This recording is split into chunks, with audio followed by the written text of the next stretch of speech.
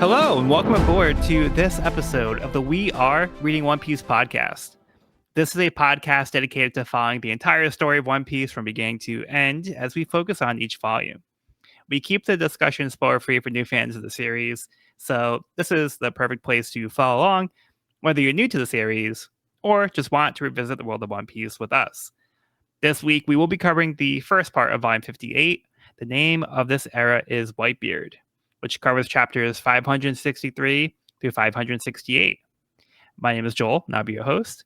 And joining me today, we have Evan. Evan here. And we have Sean. This is Sean.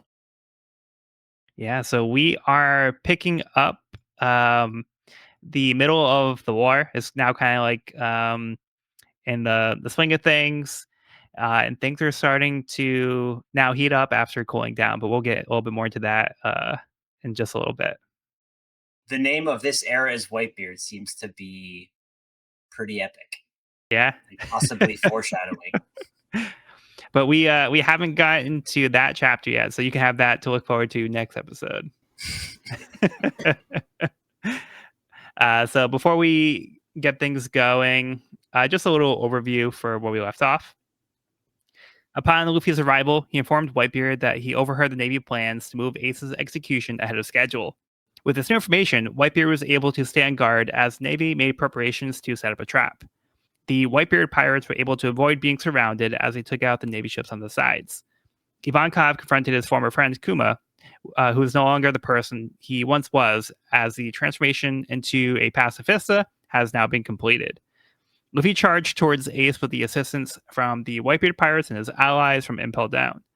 Sengoku ordered the transponder sail transmissions to be cut, but Bucky's followers hijacked one for themselves. From the rear, Sentomaru arrived with the pacifista army. As Whitebeard prepared to enter the battle, he was met with one of his allies, World Spider Squard, who had been unaccounted for. Squard took his sword and stabbed Whitebeard through. Yeah, so we left it in a pretty dramatic spot. What a jerk. So how about we get into the chapter so we can find out what his reasons were. Let's do so. Chapter 563, One Man, One Heart. The entire battlefield is shocked that one of Whitebeard's allies stabbed their leader. Marker rushes in and pushes Squard to the ground, demanding answers.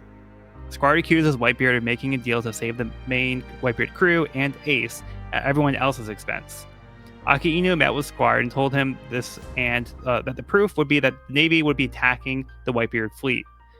As the onlookers of the world wondered if this was true, Sengoku ordered Aokiji to freeze the last transponder snail, then activate the surrounding encirclement wall. Whitebeard calls Squard a stupid son for believing the Navy's lies and hugs Squard.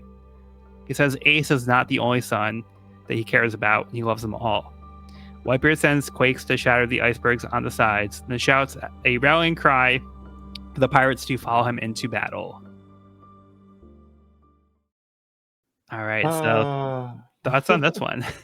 Immediate forgiveness. You got played, my boy, but it's all right. It's okay. It's fine. Yeah, it seemed a bit rash from Squard. Yeah, a little manipulation going on with the Navy. You're trying to get them to turn on each other and start to sow seeds of doubt.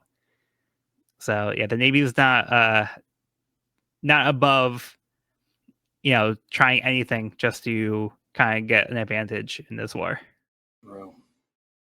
Yeah. So what do you guys think specifically of Whitebeard's reaction to being stabbed by one of his allies? It's in the heightened world of One Piece, it makes a certain amount of sense of just this level of I mean, it just doesn't seem like it hurt him that much in the grand scheme of things. He still seems pretty well, all right, we'll keep going. All right, I got stabbed through the chest, but what are you gonna do? Yeah, Marco makes a point where he says Whitebeard could have dodged it, but he didn't. So he said even if Pops got caught off guard, he could have easily dodged it. So I think he was kind of making a statement with that. Yeah, he plays it pretty cool. Yeah, I also feel like he shows a lot of great leadership characteristics in this chapter. Like immediately forgiving Squard, like showing strength even though he's been stabbed directly through the chest, and kind of keeping a cool head in this situation that's could turn the tides of the entire war. Also, like how he doesn't really confirm or deny the allegations against him in this moment. He kind of just is like, you can believe what you want to believe. I'm not gonna, make up excuses or try to convince you one way or the other. Yeah. I feel like a lot of strong leadership traits being shown here. Yeah, I think he's basically saying it without using words. I think he's saying like from his actions and the things that he does say, I think he's trying to express like what the truth really is without trying to convince them by like begging like, oh, like you got to believe me, like I would never do that to you. Like he's not really resorting to that. He's just more like essentially his reaction to Squard is like he gives him a hug. Right. So he's like you're a stupid son, but like I love you no matter like what you do. Like you can stab me and like you can like hurt me, but I still love you. Like he has a sense of being like this like true father figure to these people, and I actually like really love this this reaction.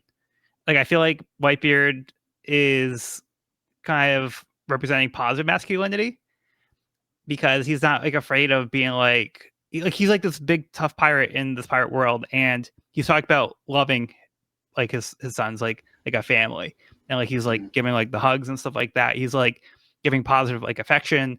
I feel like this is something that's like in the world of pirates. I feel like this is just such a like an interesting way to like handle like being a pirate. Totally. Yeah, that's such a great point. Because we've seen all kinds of leaders in the pirate world. But yeah, Whitebeard's a real one for sure. Yeah, even like, comparing like, Kuro from like early on in the series where we had like him say like the most important thing is the captain and his subordinates are only there to serve him. Like he's willing to throw their lives away like they're nothing. Whereas Whitebeard, again, one of the greatest pirates in the world, has such a different message, and he legitimately loves his crew and would like go to these lengths for any of them. And kind of like how we talked about before, how like he's not like chastising Ace for what he's done or getting into the situation. Like he's not like getting angry at his pirate crew. He's just here to support them. So I really do think he has such a positive approach to his crew, and he really wants to foster like this environment that's actually a really positive environment. That's why like they have such an affection for the captain. Like they legitimately like call him like pops and like father. So they also kind of return it as well. So it's not like a one-way thing. It's like a mutual thing. Yeah, that's a great point. We don't even see that kind of leadership on the from the Navy side either. Yeah. Yeah, compared to like what we saw like Sakazuki do, like or Aki Inu when the guy's like, I just want to go home to my family. I don't want to fight in this war. It's like, all right, well you can die an honorable death and do them like a favor. Yeah. So brutal. Again, like one of the highest officers in the Navy, and that's how they handle that situation. So yeah, big contrast.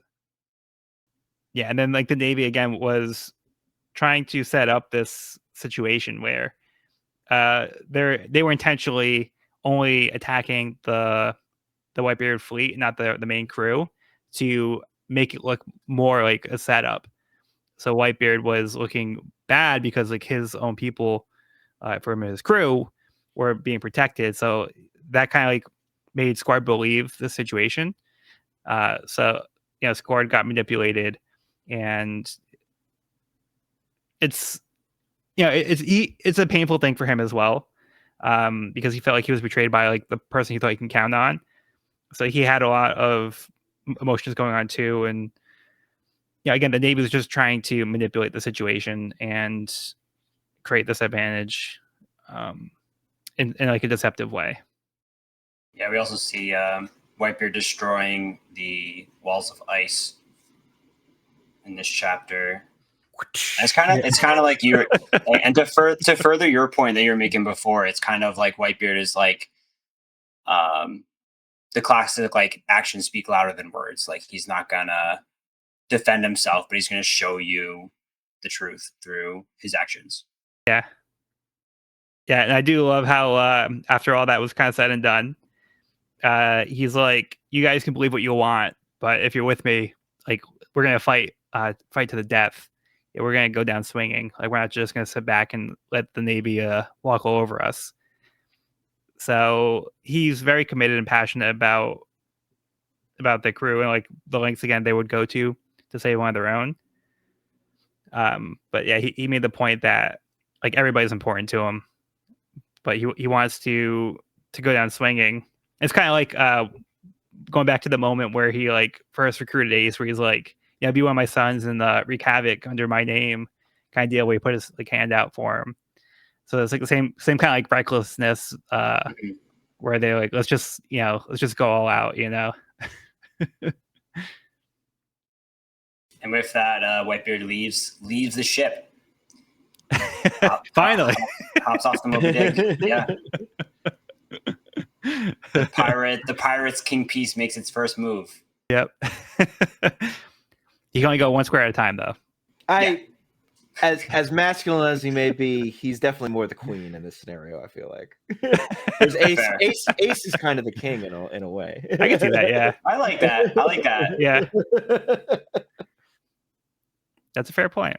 Yeah, I like that analogy better.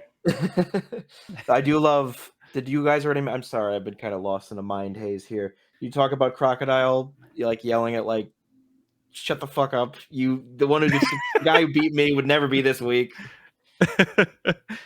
No. Yeah, everybody's shocked at that. Like Crocodile, Croc Boy. Even Mr. One is like,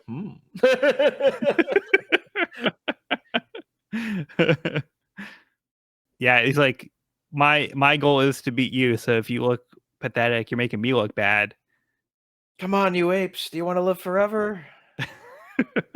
Gives me very much the vibes of Whitebeard's "Kiss Your Lives Goodbye" at the end. Hey, you guys get to move on? You ready? Okay, chapter 564, The Man Who Shook the World. As Whitebeard and his followers charge in, Squard falls to the ground in guilt for being so gullible. Marco tells him to get his act together. Whitebeard is confronted by John Giant, who is no match for the pirate, as he shifts not only the ground of the island, but the surrounding ocean itself. The encirclement wall fails to come up in front of the execution platform, as it's blocked by ice, so the three admirals protect the platform to prevent it from getting knocked over. Luffy tries to stretch up to the platform, but the Navy is able to free the wall in time, knocking Luffy off. One section of the wall still won't raise thanks to Oris' body. Sengoku gives the order for Aka Inu to rain down magma with a meteor volcano to melt the ice the pirates are using as footing. Shit is heating up, both physically and both metaphorically and literally. Yep. Making moves. Yeah, so the admirals are definitely like also flexing their muscles here too, and showing like why they're such a force to be reckoned with. Both like we have seen Aokiji before, but we haven't really seen Aka Inu. So now we're also seeing like what makes him so formidable, and he's also a powerhouse. Yeah, we see them deflect Whitebeard's blast here, which is pretty impressive. Yeah. An ability we hadn't seen really countered up to this point. Yeah, I think it's just interesting to see how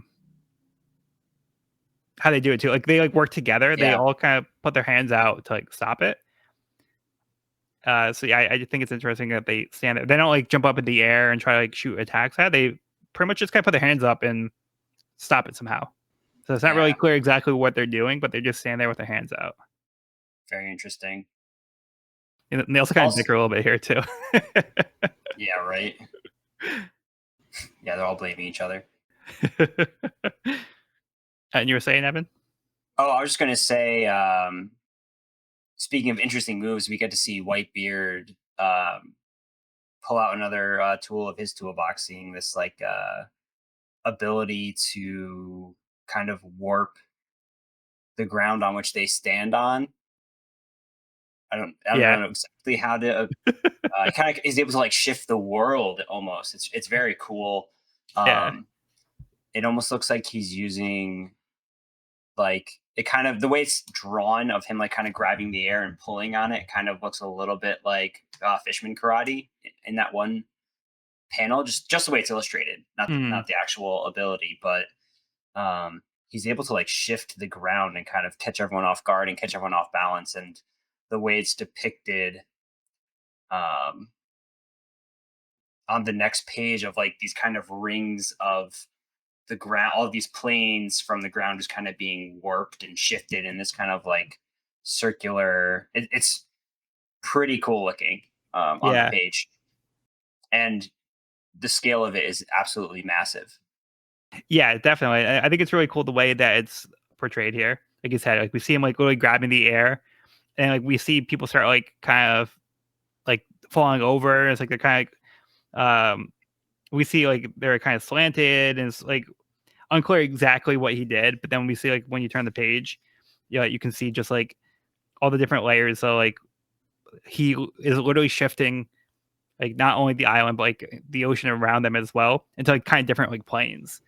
Yeah, So yeah, it's like throughout the see that it's kind of like rings where like they're like rotating. So we see he's actually just tilting the entire like plane that they're standing yeah, on, and like they can't like keep their footing because like they're now being tilted like on the side. yeah. Absolutely unreal. I don't know if we've seen a devil fruit ability affecting this scale before. Like this is Yeah, pretty insane. The yeah, only I think other one it that comes to mind is like Aokiji's. right. Aokiji's like water abilities, like the only other one that comes to mind on just like the scale and grandeur of this ability. It's very cool to see. Hmm. Yeah, that's what I was gonna say as well as Aokiji or maybe like Enel or Enaru as well. Like he Yeah, also has like yeah, those are probably the two biggest examples of like power at this scale. yeah, pretty cool.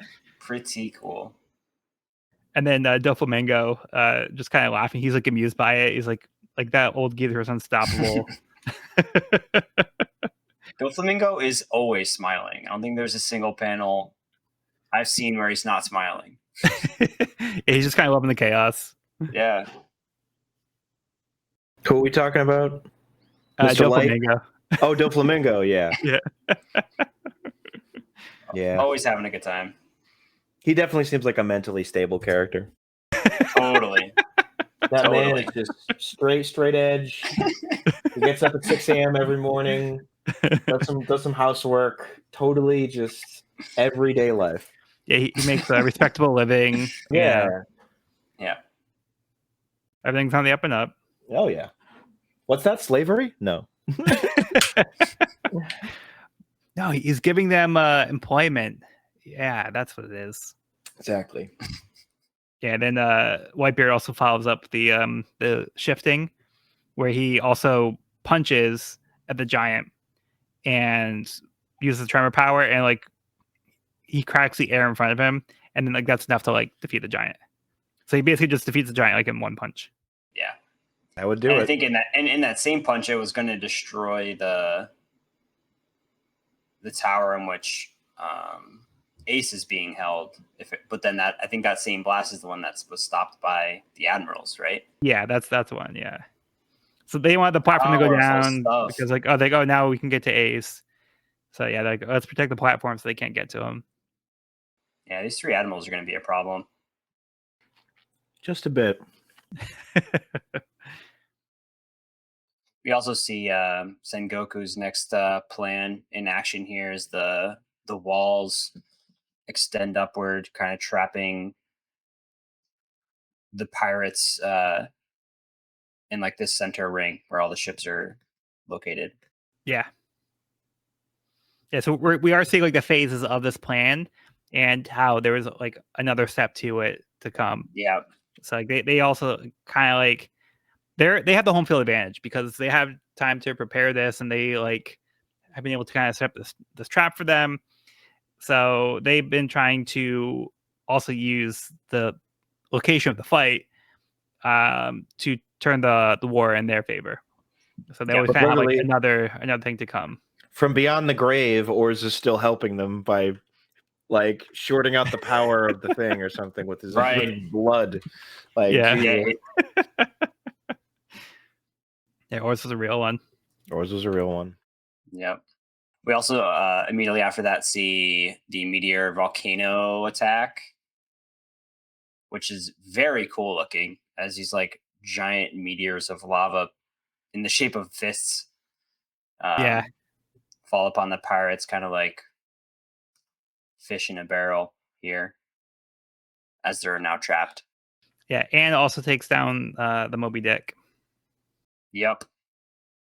And the ice they're all standing on, so even if they survive the blast, they'll be caught treading water. Yep. Pretty good move. Good move. Yeah, I do think the shape of the fists also kind of like it lends to Akainu's personality as well, where it's like it feels like an iron fist of justice, where he's really like hammering home like what kind of like punishment he's trying to mete out to them. Right. So the fist does feel very appropriate for who he seems to be as a character. Totally. Random reference off the top of my head, just as you were describing the fists. In the old BioWare RPG Jade Empire, there were two paths you could take, basically good or evil, called the path of the open hand or the path of the closed fist. I think we know which one that Akainu would take. Not very subtle about it. Nice.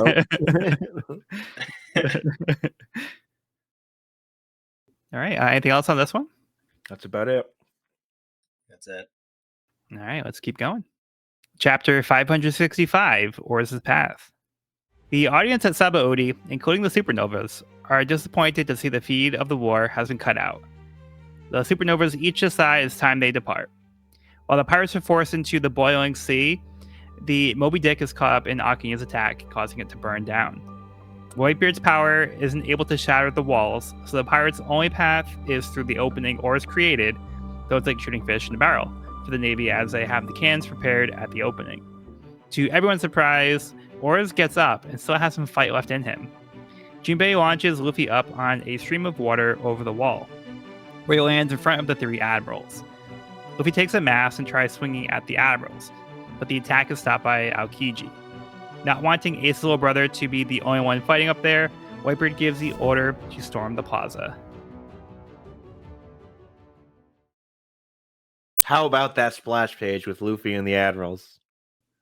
Oh, Just that's an iconic image. Yeah. so good. Holding the whole friggin' like mast, like just awesome. Superhero stance. Your persistence, son of dragon. Yeah, even was referenced on the cover. So Yeah, so good. yeah, Luffy, or even though he couldn't even handle one admiral, he is not afraid to take on all three. Pretty wild. I do think it was funny how Luffy was like also not afraid to charge into the opening when everyone's like, "Oh, that's clearly a trap," and then Luffy he runs in and he gets like blasted away. Like, "Oh, no, Luffy got caught up in that." Whoops. Yep. I told you. Where's Luffy? Of course, he's the one running in there.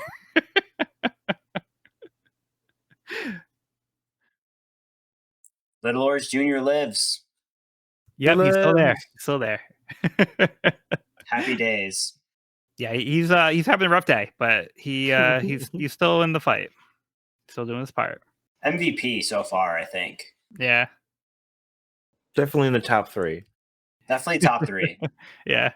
But yeah, it is sad to see the Moby Dick go down though.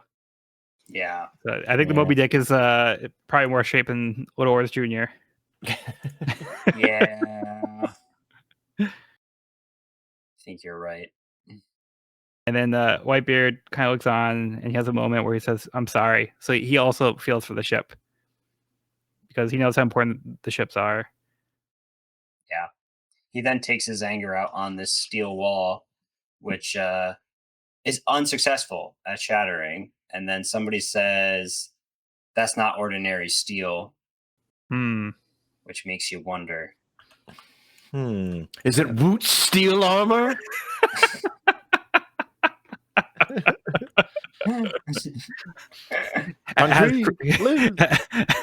Has Krieg's signature in the corner. Walls made by Krieg. Walls made by Krieg. Just his smiling face with a thumbs up. Krieg approved. Krieg approved. Yeah, those are some tough walls. Yeah. Wonder if there's an additional element in them. Yeah, I wonder if they do have Sea Prism in them. If that has any effect on it. I don't know if that really would make it that strong, but maybe it does have some kind of like resistance to the Devil Fruit powers. Maybe it weakens it in some way. Don't know for sure. And while the pirates are also floating in the water, the water got heated up by Aki Inu. So not only do they not have somewhere to stand, they're also actively boiling because the water is now so hot. Talk about from out of the frying pan and into the boiling water. Yep. Now the frying pan into the pot. Yep. And Luffy once again making Whitebeard simultaneously like feel like he's making like everybody else look bad, also being proud of Luffy. He's as foolhardy as his brother. He's like, everybody, we're gonna storm the plaza. So he doesn't want Luffy to be the one like going all in by himself. He's like, all right, we gotta make sure we're doing our part here. Let's get going. Pretty cool. Luffy kind of leading the charge.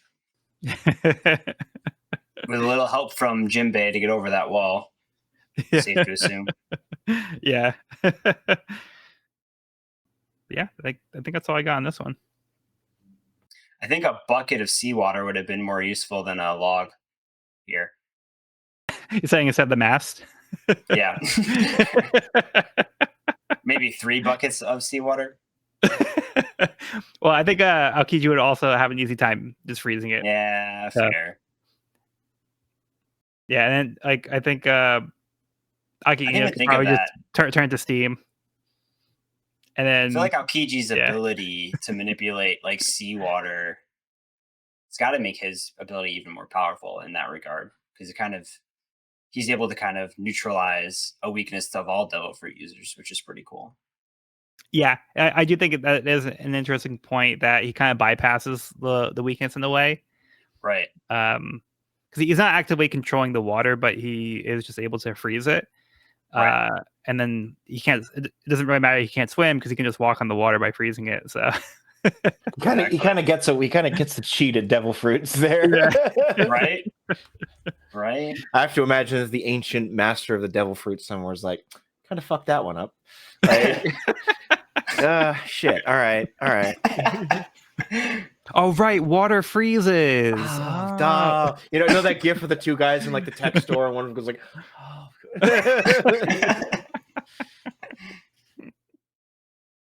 Yeah, so definitely some powerful stuff there. All right, but let's keep things moving. Let's go on to chapter 566, Raid. Luffy's attacks are useless against the Logia powers of the 3 admirals. Feeling the pressure, Sengoku gives the order for the soldiers to execute Ace now. Surprisingly, Ace is saved by Crocodile.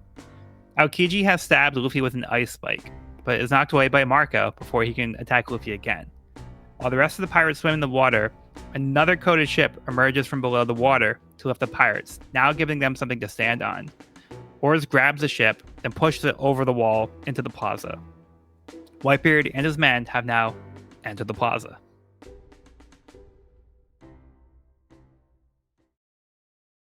Croc? I did not see that coming. No. Croc does kind of like the wild card here. Yeah. I did not see that coming. I feel like his justification is a little weak. He's just like, I don't want to see anybody happy. It's like, all right, I don't know. But I guess he's just kind of like, hey, don't forget. For me, what it is more just like, hey, don't forget I'm here and I have a great deal of power and you should still be paying attention to me. Like everyone's looking at Yeah. Whitebeard and looking at the admirals and stuff.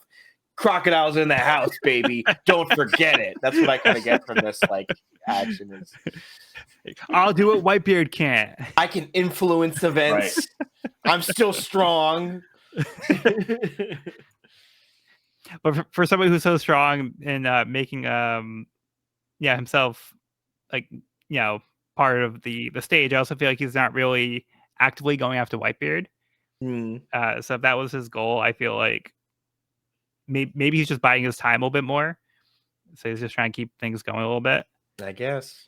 But yeah, it does feel a little out of left field that Croc is one to kind of step up here. Keeping it exciting. Oars pulling the ship ashore.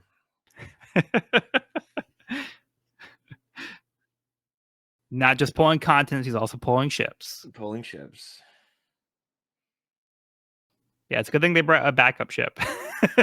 Right? Bonus ship. Extra round. Yeah, an extra life, yeah. That splash panel of Whitebeard just cutting through like 100 Navy soldiers. So good.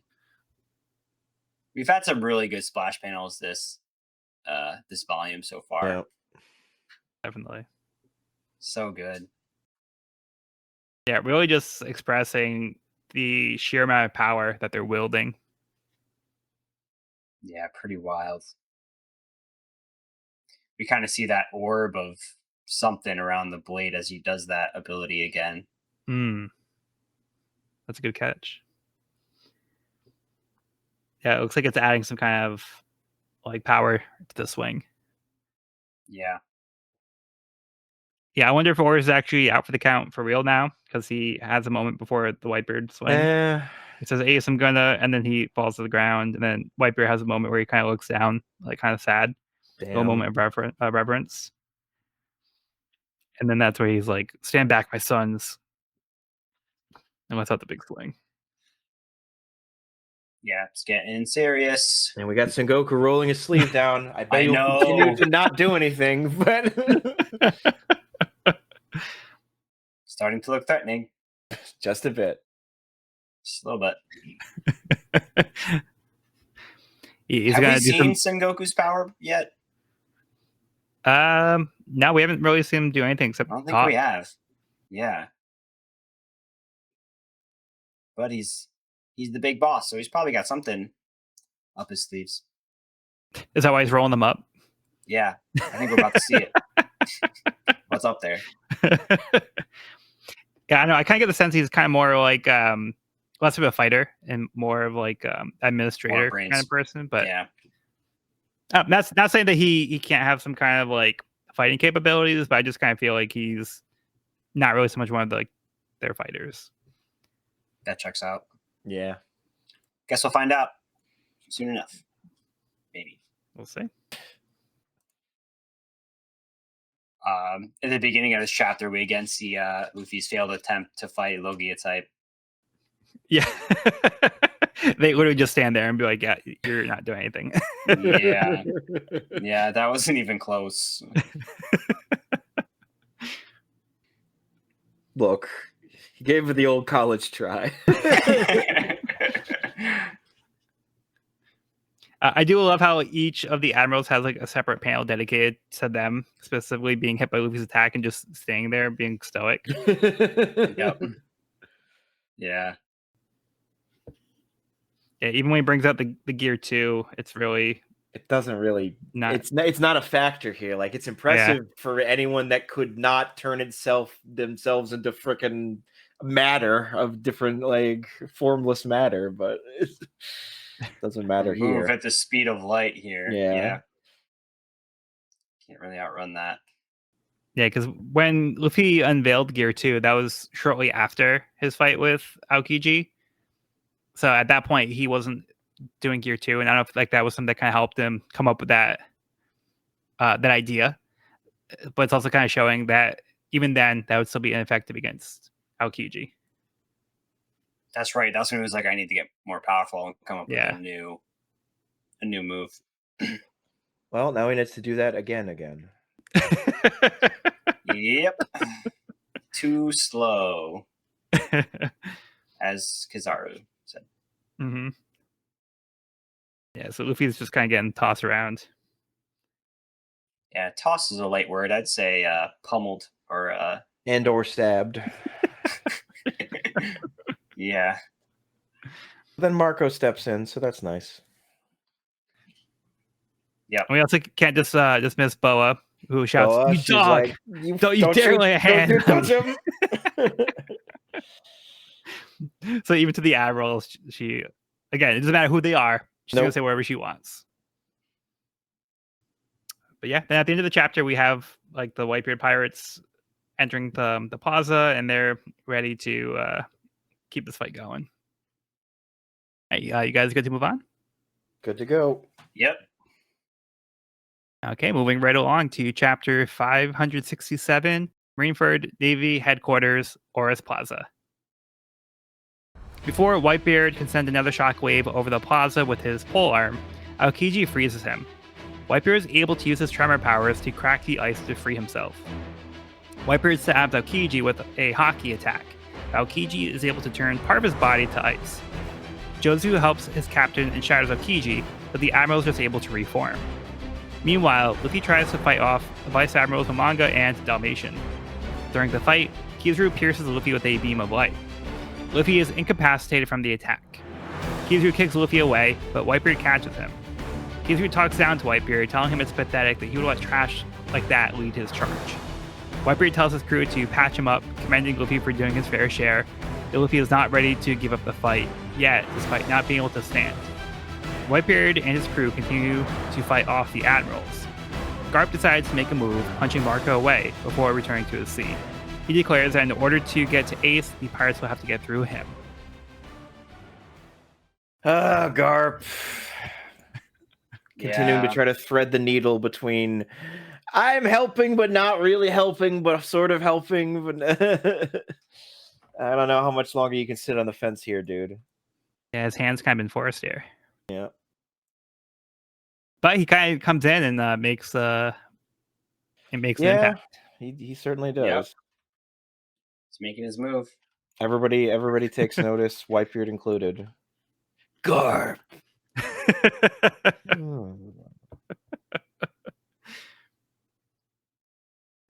And that would be a sight to see. Prime Garp versus Prime Whitebeard. I don't know, man. I guess I'd say Whitebeard by an inch, but who knows? Yeah, because I mean, we see more of like what Whitebeard's capable of. Garp, not so much. Yeah, not so much. Yeah. But he does come in and he punches Marco away while Marco's on his Phoenix form. Yep. So Garp does not seem to be a slouch himself. Well, I love how he said he's like playing the fence. Like he literally just takes a baby step forward here. He goes from sitting inactively on the platform to sitting inactively in a chair directly in front of the platform. But yeah, he's able to kind of just get in and out. Yeah. And everybody kind of notices he made his move. And they call him the Legend of the Navy. Yeah, that'd be an interesting matchup, Whitebeard and Garp. I feel like Whitebeard's got him on mustache power, but Whitebeard also was recently stabbed through the center of the chest, so that's probably not great. But yeah, it does kind of seem like even the pirates have some kind of respect for Garp because they're aware of his reputation too. So Garp does seem to be a pretty big deal.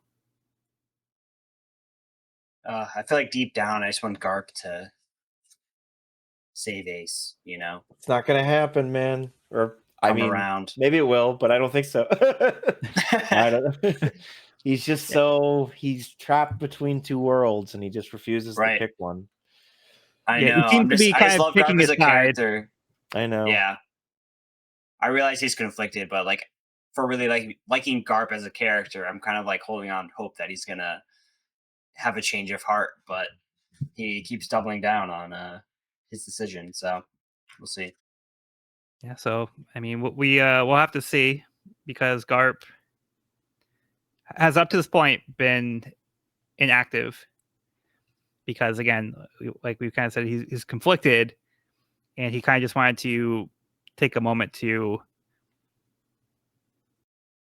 kind of reflect on Ace as a person, but he also kind of realized that Ace brought this on himself, and he's kind of the mindset that Ace has nobody to blame but himself. He's like, this is what I wanted for you. I wanted you to be part of the Navy, so you went down a different path. I can't really help you out. You don't listen to me, so. Right. Meanwhile, somebody else is doing everything they possibly can, which is Luffy, who's way over his head. And he's just going crazy. And even though he's been getting beat up like nothing. Achieving nothing. Yeah. So he gets knocked away by Kizaru. Whitebeard catches him and then casually gets tossed. Whitebeard's like, here, take care of this kid. He did his part. I like your gumption, boy, but let the adults talk. All right.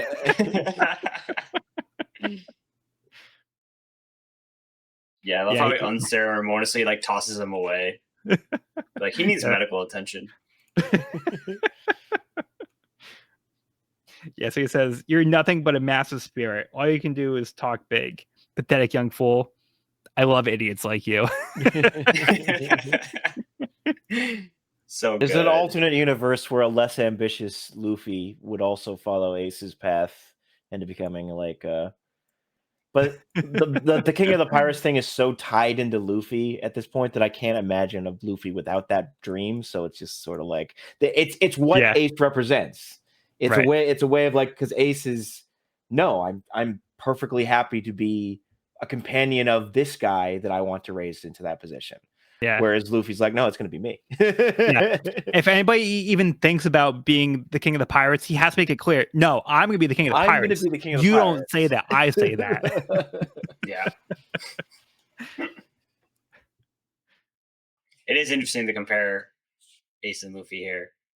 Because if you picture Luffy in Ace's shoes, up on that platform, I feel like Luffy would be losing. He'd have to be sedated because he'd just be losing his shit the whole time. Yeah, he would not sit there. No, and just accept his quietly. Fate, Yeah, he would not sit there quietly and accept his fate like Ace kind of has. So. Oh, to be fair, Ace is kind of helpless because he does have the sea prism. He does, cups. Yeah. So even if he tried to make a run for it, he wouldn't get very far because the admirals are right on top of him, and they could all easily just retrieve him, and Ace can't really fight back. Totally. In practicality, I'm just saying spiritually, I feel like he and Luffy are so different. I feel like even Luffy in Sea Prism cuffs would be losing his shit. Oh yeah, Luffy. I think Luffy would make a run for it and just get caught by the admirals in 2 seconds. But yeah, he'd have to be knocked out or sedated or something. Yeah. Whereas Ace he's already said he's like, oh, I accept my fate, wherever it is, either way. Yeah. So he's not putting up a fight. He's just kind of I can't really do anything. I'm helpless. I can just watch. Right. Because Ace I think is more pragmatic in that sense. Right. We do get this cool confrontation with Whitebeard and Aki Inu, where Aki Inu kind of stops Whitebeard's attack with his devil fruit, and then they go head to head, where Aki Inu uses his giant magma fist while Whitebeard blocks it with his own he cracks the air around the fist and stops it. So yeah, I think it's just pretty cool seeing them go head to head. Pretty sweet. And also at the beginning we saw Whitebeard against Aokiji, which is also pretty cool. So Whitebeard just gets completely frozen in a block of ice, and he just uses his tremor to crack the ice, which he does from being frozen within the ice, which is cool. pretty cool. It's fun seeing all these incredibly powerful players exchanging blows here. We also just get some like Yeah. cool montages in this chapter of just like kind of the battle happening and where everyone's at, kind of what's going on. Yeah. Just And to then like they remind us, also, just to remind us we're like in the middle of a huge war that's happening. but yeah, we also get another mention of hockey, where they say that Whitebeard stabbed Aokiji with pure hockey, and they ask if Aokiji is dead, and he says, "No, of course not, fool." So again, we're seeing hockey is being applied here, Hmm. but it still seems that Aokiji was able to survive, even though he's been shattered. It's cool seeing his face like come back together. Yeah, we see Jozu kind of step in here, which seems to be a favorable matchup Yeah, for it seems like Jozu. he can at least go head to head. Yeah. Oh yeah, we did kind of brush over how Luffy got injured, where we had another through and through, where he got hit by a Kizaru beam. Oh yeah. Yeah, so the beam just goes right through Luffy's body. The Added to classic the through and through. added to the Luffy through and through counter that we have going. It's got to be 4 or 5 times now. Poor guy. And we see the Vice Admirals in their fight against Luffy using some of the 6 powers. Oh yeah. Yep. We see it Momonga doing like the airwalk, and then a finger pistol from. I just referred to him by the character name just to kind of make it simple, but his name's Dalmatian.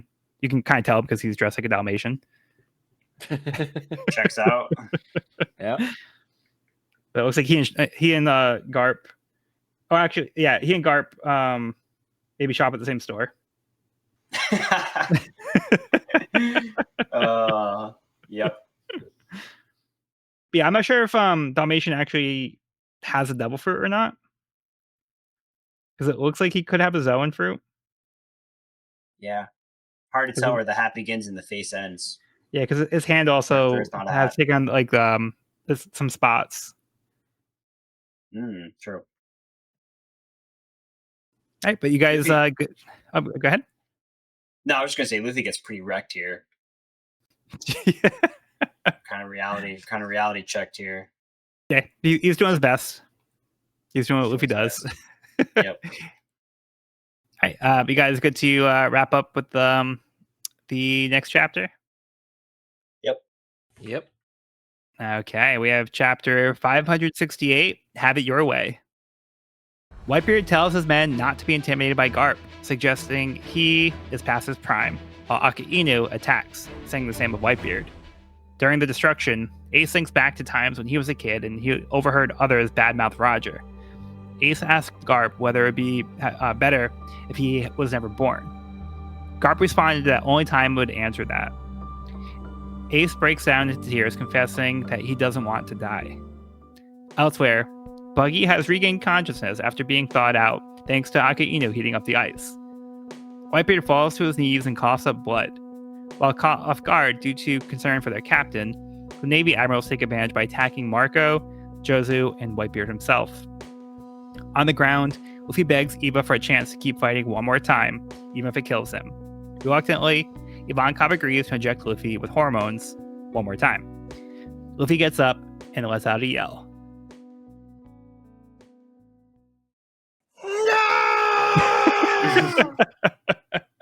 Roid Rage Luffy, let's go. Roid Rage Luffy. That's good.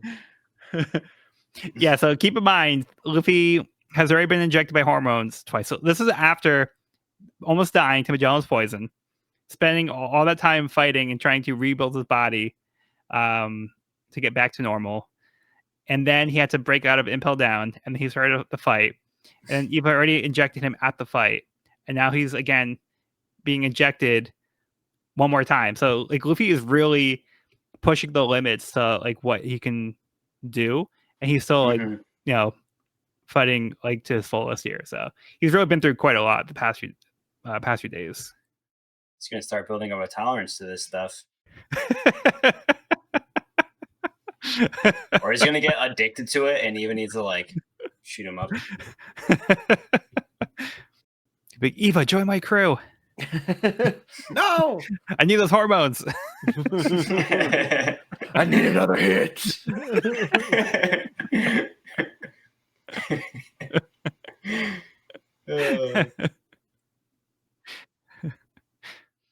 But yeah, starting off the chapter, we kind of pick up where Whitebeard is trying to reassure everybody else like that Garp is past his prime. They call him like the hero. He's like, oh, he's just a feeble old soldier. So like you can kind of get a sense like they probably have like a history here where they've been kind of like going head to head for maybe like a while, so they're familiar with each other. Mhm. But like they're also kind of like there's a history where they're kind of like, all right, well, I kind of know what this guy's capable of, and like it's kind of like a mutual thing, you know? Absolutely. I feel like we also got some of that in the build up too, of kind of Garp talking about Whitebeard in headquarters and that kind of thing. I feel like we also kind Yeah, of got a sense that they definitely have some history of like, you know, going head to head for so many years and kind of getting to know each other through that. yeah, Also on this same page, I love Akino's like lava dog that he makes, and then Whitebeard kind of just like wipes it away, but it looks so cool. yeah. It's like a hound blaze. I don't think they referred to it here, but yeah, it's a hound blaze. So cool looking. Yeah, yeah. We get a little bit more of like Ace's kind of like inner feelings, and like even as a kid, like he felt like his heritage was something he felt conflicted about, where he's like, does this make me like also like a bad person? Like, should I not live Mhm. because of this? So even like as a kid, these are the kinds of things that like being Roger's son kind of did to him, and that's the kind of stuff he had to deal with as a kid. Right. Even now, he says like, I'm no good. So he feels like it seems like he feels guilty Yeah, it feels for like something he's he been couldn't kind of like control. right. Yeah, it feels like he's been kind of like ashamed of that part of him for a long time. Yeah. Now the world knows.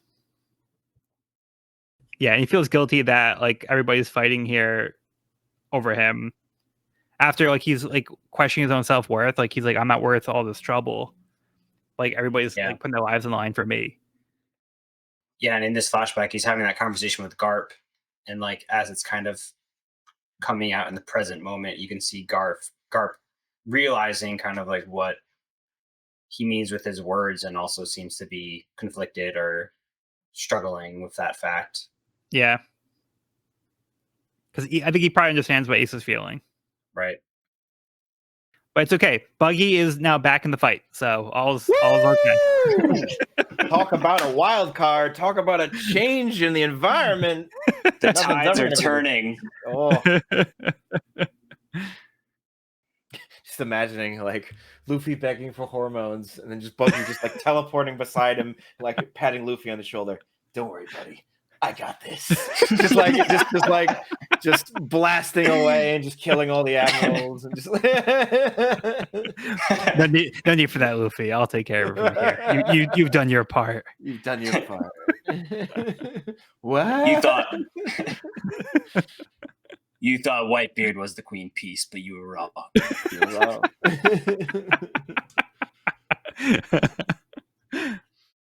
But things do kind of take a turn here where we start to see like the main Whitebeard players kind of all take a hit because we see Whitebeard clutches his chest and starts coughing up blood. And then his crew starts to be concerned, and that kind of lets them put their guard down just for a second. And then the admirals jump right on top of that to try to take him out. Yeah. Not great. Yeah, so I think this is the reason why Whitebeard took so long to take action. Because it was like unclear why he was standing there this whole time and why he wasn't doing anything. I think it's because he didn't want to overexert himself too early in the fight and get to a point where he can no longer fight because he overexerted himself. Yeah. Because he knows he's in a weakened condition. So I think he had to kind of bide his time and preserve his strength for when he could use it most effectively. But now it's kind of catching up to him, and people can kind of see like, okay, maybe this guy is kind of in worse shape than he's letting on. Totally. And he is the glue kind of holding all of these pirates together. So, like, you know, if he goes down, chaos could ensue. Yeah, like the war will become a lot more one-sided, I think, if Whitebeard falls. Things are in a pickle. Yeah, the Navy isn't afraid to hesitate, and they just go right for it because now they're like, this is our moment to strike. While Sengoku continues to do nothing but speak orders.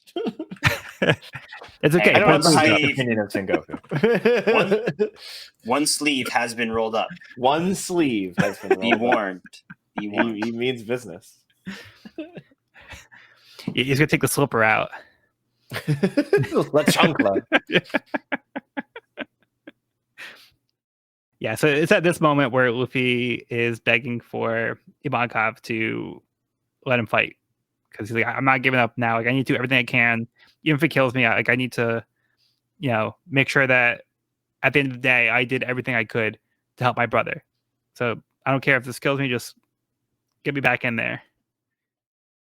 Yeah, that is a really powerful quote that he says while pleading for Ivankov to give him the hormones. He says, if I don't keep fighting and they kill Ace, I couldn't live with that. Yeah. So like you said, he's kind of got all of his eggs in one basket and is fully committed to this no matter what it takes. 100%. He's all in. And it's just like such a in character moment for Luffy. Yeah. He's always been an all or nothing kind of character. For sure. And we already know what lengths Luffy went to try to save Ace. Like the whole Impel Down arc was about trying to help Ace. So we already had like an entire arc of him fighting, like, trying to take on the impossible odds, and he went through all that. So he's not going to just throw in the towel here after everything he's already gone through. He's ready to keep this fight going. For all intents and purposes, he's been sprinting since Amazon Lily, and just, even when he actually had to stop, like he's essentially just been one long run from Amazon Lily to now. Yeah. Yep. But yeah, this is where we're going to leave it. So kind of a cliffhanger. Just a bit. The tides are turning. But which way? But which way? And Luffy just got a second wind. Yeah. Yeah, so like it seems like their main forces are now going in the wrong direction after things seem to be going so well. And Luffy was having a hard time, but now maybe this is Luffy's chance to kind of turn things back in their favor. So maybe if he punches Akaino extra hard this time, it'll work. You're onto something.